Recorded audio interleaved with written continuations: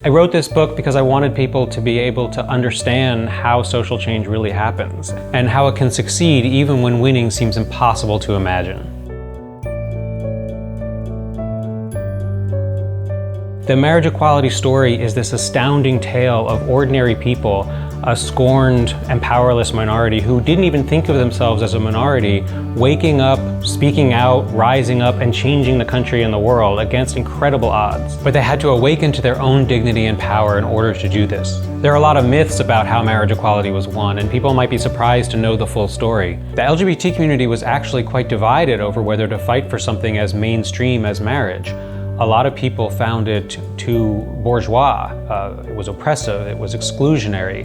They really thought that it had more to do with conformity than liberation. The people who first pushed marriage equality were these scrappy, almost accidental activists. They really weren't part of the larger LGBT movement. In the decades after the 1969 Stonewall Uprising, another disparate group of mostly outsiders to the LGBT movement took up the call of marriage. A handful of writers, lawyers, rogue plaintiffs, charging ahead with lawsuits challenging marriage discrimination. Grassroots activists staged mass weddings at gay marches. Over time, this minority view that marriage really ought to be a key priority won over much, though never all, of the rest of the LGBT community. Eventually, they were able to persuade more established LGBT organizations to adopt the cause, and this set of brilliant lawyers and legal aid organizations really threw their muscle behind the issue.